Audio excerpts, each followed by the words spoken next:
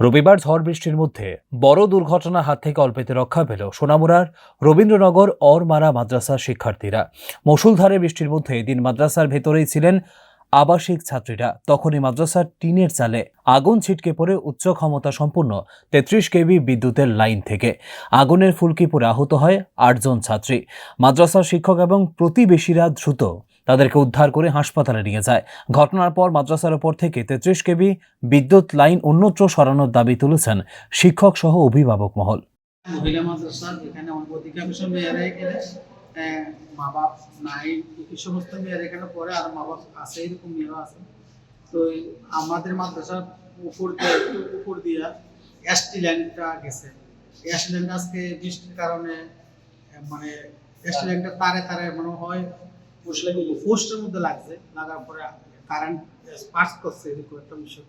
তো আগুনটা পরনে আমাদের মেয়েরা একটু ভয় হয়েছে, আবার মেয়েদের একটু অসুস্থ হয়ে গেছে হঠাৎ কারেন্টের কারণে, আমরা আত্মহারার মতো হয়ে গেছে। প্রসঙ্গত বেসরকারি এই মাদ্রাসায় এতিমখানা অর্থাৎ অনাথ আশ্রম রয়েছে। অনাথ মেয়েরা এই মাদ্রাসায় আবাসিক থেকে ধর্মীয় এবং সাধারণ শিক্ষা গ্রহণ করেন।